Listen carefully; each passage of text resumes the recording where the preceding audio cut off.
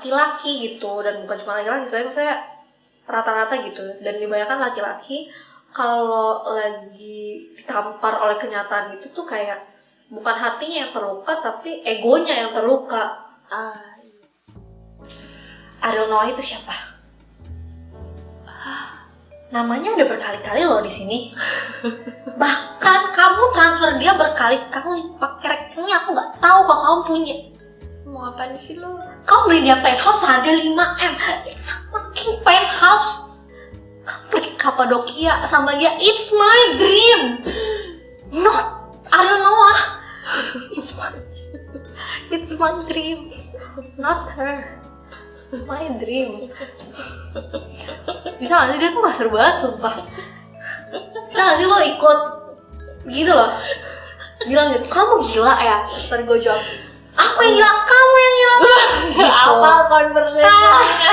Ini nih orang kalau kurang banyak bergaul di sosial orang media ini kan tadi ditanya awalnya mau apa bridgingnya, lo langsung udah gue aja. Kan gue nggak tahu lo mau ngapain. itu gue lagi ngumpulin emosi, lo tau nggak? Gue lagi get in front nih, gue nih emosi gue. Terus tiba-tiba, aduh apaan sih? Gue nggak ngerti. Nih emang dia nih berubah. Kayak gini tuh dia nih yang bubarin tongkrongan nih. Orang waktu itu gue nge-bridging bagus-bagus, lo juga apaan sih? Gue bagus, gue selalu bridging mengikuti alur kok. Tapi lu tahu itu dari mana? Ya tau lah. Apa? Viral itu di Twitter. Apa? Layangan putus. Di TikTok juga viral. Bodoh, gue liatnya di Twitter. Ada dance-nya. Ada dance. My dream, matters, my dream. Ada, makanya lu main TikTok. Gue liatnya di Twitter doang. Tahu retweetnya sampai beribu-ribu. Iya sih, emang itu viral banget ya. Iya, awalnya ini kan gue tuh kayak kalau hal-hal yang viral tuh kayak ini tuh apa sih gitu, kayak kenapa sih gitu, kok bisa orang segitunya. Tapi gue kepo, tapi I have no time to watch. Sibuk ya. Oke lah gitu. Jadi tapi ini pasti juga rata-rata yang nonton pada tahu ya. Terus scene yang terkenal banget dari series Layangan Putus. Ini tuh ceritanya suami istri nih, Aris suami sama Kinan istrinya. Yang dulunya harmonis banget, yang sweet banget. Goals lah pokoknya. Oh my god. Cium boboan ini ternyata selingkuh. Nah itu tuh tadi tuh scene pas dia lagi ketahuan selingkuh. Tapi selingkuhnya bukan sama Ariel Noah kok. Ini kan ke dia. Lo jangan membuat gosip masa. Gue nggak mau gosip. Orang kan juga udah tahu di sini, nggak mungkin juga. Bukan gue, maksudnya pemain itu. Kan nggak mungkin dong Reza Rahardian sama Ariel Noah. Iya emang nggak mungkin. Makan salting nih, najis banget. Iya gitu, sebenarnya itu viral kan, ada banyak hal. Yang pertama juga cast-nya gitu kan, ada Salah Dia, ada Putri Marino, Anya Geraldine yang emang mereka wow banget gitu, ya, disatukan wow, dalam sebuah masing-masing series. Keren. Dan yang kedua tuh yang memang premisnya menarik gitu. Iya, dan gue bingung deh kenapa di Indonesia itu premis perselingkuhan itu sangat menarik perhatian gitu. Apakah memang culture-nya itu sudah relate di dunia? Karena relate, makanya banyak sering terjadi lah gitu. Parah ya.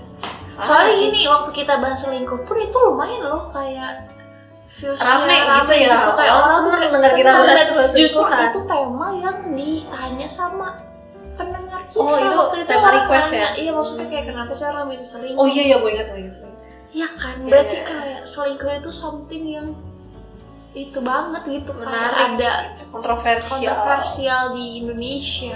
Kalau ya sebetulnya udah jelas salah gitu ya, kontroversial juga ya. Kayak waktu ini tuh kan, drakor apa? The World of Marriage. Iya, itu juga viral banget. Iya, itu kan sampai yang pemeran selingkuhannya dimaki-maki kan sama di Indonesia kan. Kayak pelakor lu. Tapi yang Anya Geraldine jauh yang boleh sih aman sih. Iya ini sih masih aman. Iya gila, pemantau Anya Geraldine. Iya, pelindung. Waduh. Form pembelanya balai. Be aja. Ya mungkin ya menurut lo kenapa bisa spiral itu? Menurut gua ya yang pertama ya pastinya actingnya gila banget. Itu bener-bener dikemas dengan sangat brilian lah ya, kayak cara si Putri Marino itu menggambarkan perasaan orang yang diselingkuhi gitu. Menurut gue bener-bener kayak yang gak terlalu lebay yang mainnya tapi kayak kita sebagai nonton dapet banget gitu keselnya, ada gregetnya, sakit hati, iya, ada tough, ada marah juga. Iya ada marah juga, tapi menurut gue layangan putus ini tuh series yang menggambarkan setiap pemerannya tuh pendalaman karakternya tuh dapet gitu. Karena kan biasa nih kalau misalnya sinetron atau film atau apa yang menggambarkan perselingkuhan, gue kadang melihat kayak dangkal dan sekilas gitu. Maksudnya pengamat iya, karena pemirsa. Biasa tuh karena kalau di film ini kayak gue melihat dari pemeran suaminya sendiri tuh gue berasa banget gitu dilemanya dia. Kayak dia punya keluarga yang sangat baik dan harmonis, tapi dia jatuh cinta sama cewek baru ini, yaitu si Lydia ini. Dan si Lydia ini juga tidak digambarkan sebagai cewek yang kegatelan banget atau matre banget, tapi dia memang bener-bener sayang gitu, bener cinta juga sama Aris. Dan sementara si Kinan alias si Putri Marino ini, jadi Kinan ini itu dia tough, dia tuh berdiri sendiri, tapi teguh. Ada juga saat-saat dimana dia kayak goyang gitu, karena ya mau gimana pun dia ini sayang loh sama si Aris ini gitu. Jadi itu tuh sangat menarik dan relatable buat dilihat dari berbagai sisi gitu. Gue mengamati banget loh, kayak wah gila nih layan putus. Tapi jujur gue belum nonton. Iya gue tahu, Kan mereka belum tahu. maksudnya ketebak kalau orang-orang kayak lu mah. Kalau lagi ada pembicaraan viral gini, pasti gue sebagai orang udah mengamati nih. Tapi gue tahu, gue tahu itu viral. Gue setiap adegan yang muncul di Twitter gue tonton. Kayak gue paham plotnya, perannya. Gitu. Dan kadang gue suka bacain aja Twitter komen-komen orang-orang, karena itu yang justru menarik. Itu kayak wah ada bilang iya relate banget nih, emang cowok kalau misalnya ketahuan selingkuh play victimnya jago, ini manipulatifnya gitu ngomongnya ya. Kayak suka aja denger baca komentar-komentar netizen gitu. Iya bahkan sebenernya gue nggak nonton kayak waktu The World of Marriage juga gue nggak nonton. Oh iya gue juga nggak nonton kalau itu, karena itu rame dan kayak perselingkuhan gitu, kayak berat banget gitu ya. Terus dia juga kayak berat, karena maksudnya kalau gue nonton kan gue pengen chill aja gitu loh. Oh ya kayak tontonan di saat free time gitu ya. Iya karena gue kadang santai. nonton tuh di sela-sela gue kerja gitu. Ya maksudnya kayak di sela-sela sih gitu. Terus gue kayak pengen chill, kayak refreshing gitu. Takutnya kalau nonton yang berat-berat gue malah tambah stres gitu ya. Iya paham. Iya sebenarnya bagus, oke gitu. Ya ini juga banyak sih kayak hal-hal yang apa ya, mungkin selama ini kita tahu, tapi kalau setelah dilihat di layar kaca, maksudnya orang jadi bisa lebih melihat dari secara luas gitu loh, secara dari besarnya gitu. Kayak kemarin tuh gue sempat lihat juga di TikTok ada yang bahas gitu, kayak itu tuh sempat ada scene, jadi tuh si Kinan nih kayak dia tuh keguguran. Dia lagi hamil, jadi tuh si Aris nih selingkuh pas Kinannya lagi hamil dan dia keguguran karena stres gitu. Terus dia teriak nih ke si Aris kayak, kalau misalnya saya bisa pilih siapa yang harus meninggal, saya mendingan kamu aja meninggal dibanding anak saya gitu kan. Terus habis itu di situ bukannya si Aris maksudnya menenangkan atau apa, dia malah kabur keselingkuhannya. Terus kayak itu dibahas kan kayak apakah si Aris ini hatinya terluka sama omongan itu, sih ibaratnya disumpahin mati kan sama istrinya sendiri. Tapi dia bilang katanya laki-laki gitu, dan bukan cuma laki-laki, saya rata-rata gitu. Dan dibayangkan laki-laki kalau lagi ditampar oleh kenyataan itu tuh kayak bukan hatinya yang terluka, tapi egonya yang terluka. Iya. Makanya kenapa dia datang ke Lydia, karena di posisi seperti itu tuh kayak cuma Lydia yang bisa memboost lagi, membuat dia merasa kayak oke, ini gue laki-laki tuh gue dibutuhkan, iya gitu. Karena di Kinan dia tidak mendapatkan hal itu gitu. Menurut gue itu tuh kayak menarik banget gitu nggak sih, kayak bahasan kayak gitu tuh yang kayak ini laki-laki bangke ya, tapi tetap ada sisi yang membuat dia tuh ada alasan. Iya ada gitu. Alasan psikologinya logis, meskipun sebenarnya itu tidak membenarkan juga. Salah lah, gile kali lu. Tapi maksudnya ada ya sisi-sisi yang bisa kita kupas kayak gitu tuh, itu yang menarik gitu ya, kayak bikin si layangan putus ini fase viral itu gitu. Yes, itu harus nonton sih. Dan sebetulnya ini kayak kalau misalnya ditayang berarti Udah tamat ya? Udah tamat.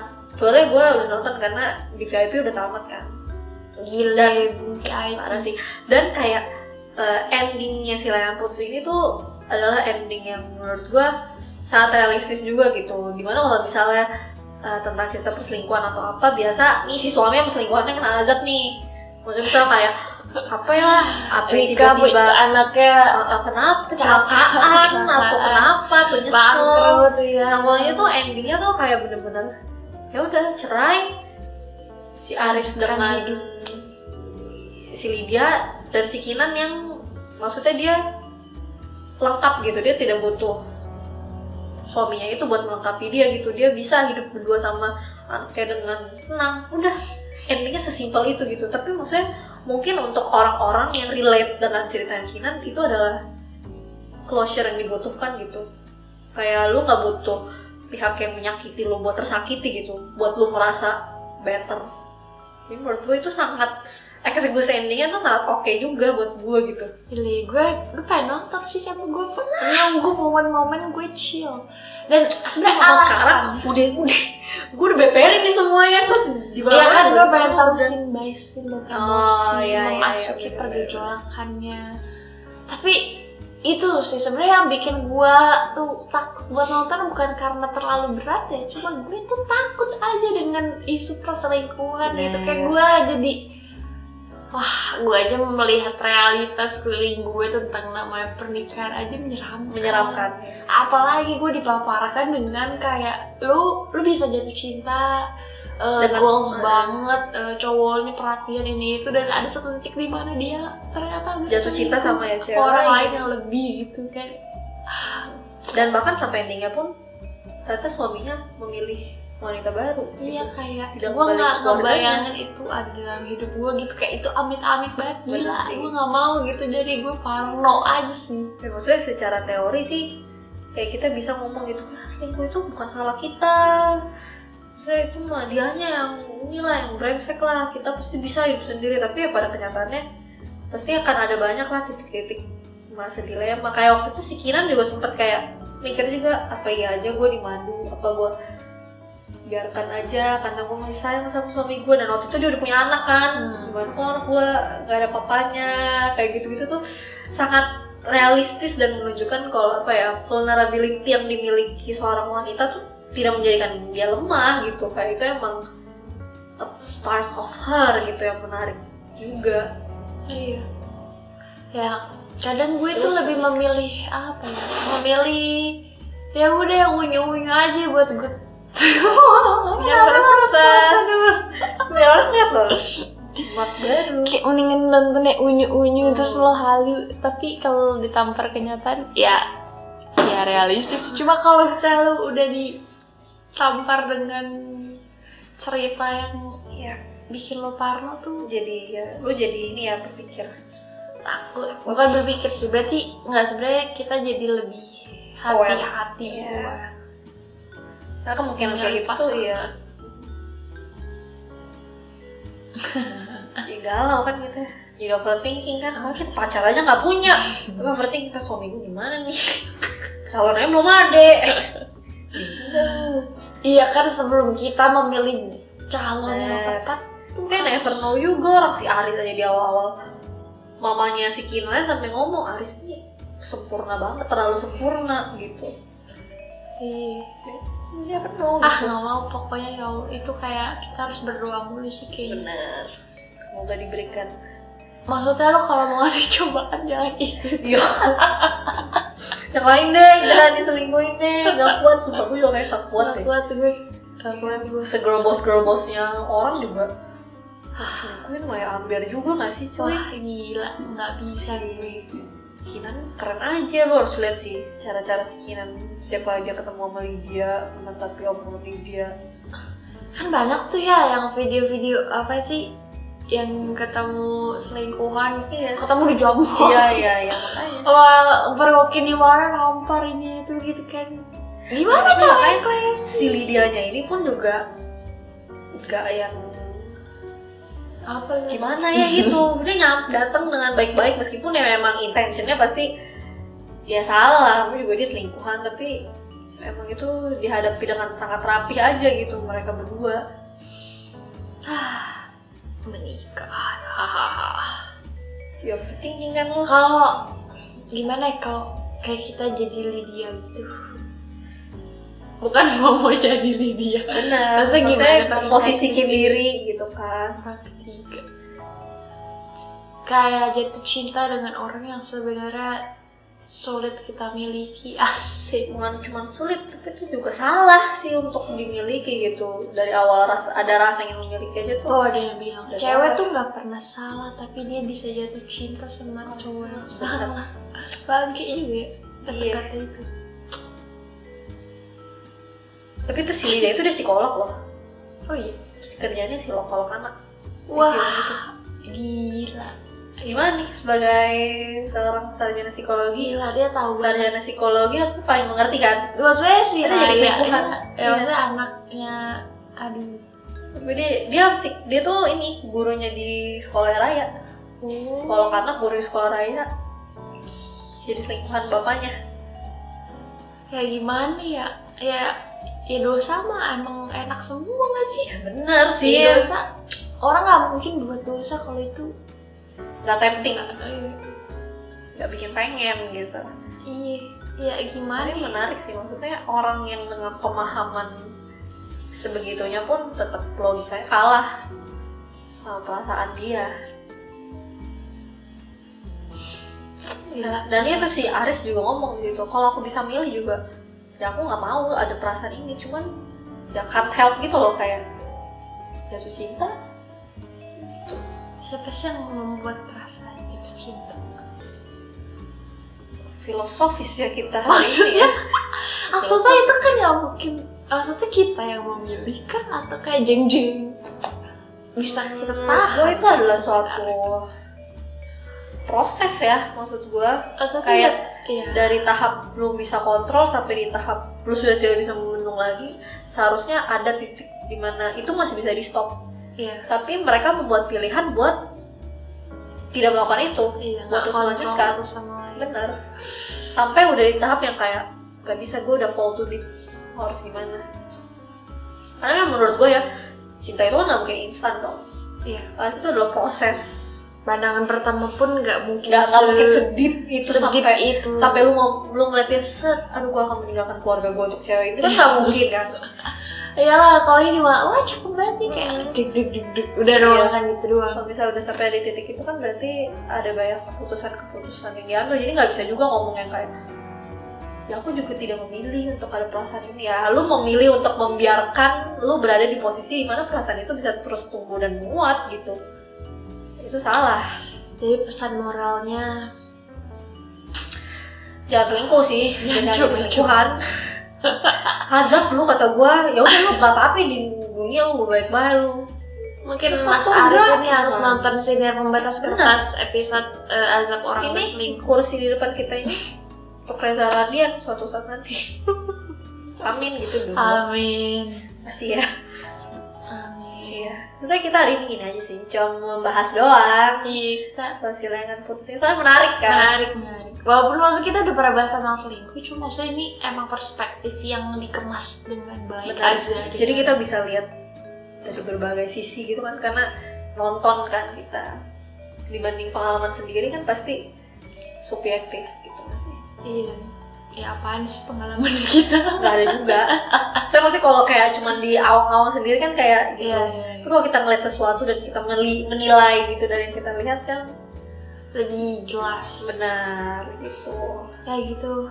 Jadi gimana kalian? Apa yang kalian takuti dari sebuah pernikahan setelah menonton layangan putus dan mendengar Siniar Pembatas Kertas? Silakan curhatkan di bawah kolom ya. komentar. Semoga calon-calon jodoh kalian membaca kekhawatiran itu dan tidak akan melakukan atau mengkhianati kepercayaan itu. Ya, cobaan mah pasti ada. Tapi jangan yang itu deh kalau bisa ya Tuhan ya. Jangan pokoknya yang diselingkuhin. Coba aja milih. Tuhan kok lu yang atur ternyata. Iya, ya udah kayak gitu deh. Makasih ya guys. Makasih udah nonton. Berat tuh gue kayak apaan sih, lo aja belum nonton layangan putusnya. Pasti gue bahas gini aja berat. Bingung gue yang udah nonton dengan hikmatnya sampai episode VIP aja gue santuy. Kalau gue tonton, gue terlalu Lu harus nonton sih. sensitif ya. Ntar gue tonton. Ya udah, itu dari kita. Kasih, jangan lupa Like, comment, subscribe, dan Dan dukung kita di Sawer ya supaya kita bisa download VIP WTV biar nonton layangan putus. gue pikir lu mau ngomong agar kita bisa undang Reza Rahardian loh, karena bisa download WTV. Ya, supaya kita bisa undang Reza Rahardian untuk Tapi terima klarifikasi. sih, gue mau juga sih. Iya, dia kan udah ada di podcast Om Deddy yang mungkin dia mau juga mampir sih lihat kita. batas Iya, kita punya Enggak yang tahu. bagus. Sebentar. Oke. Yeay, dadah.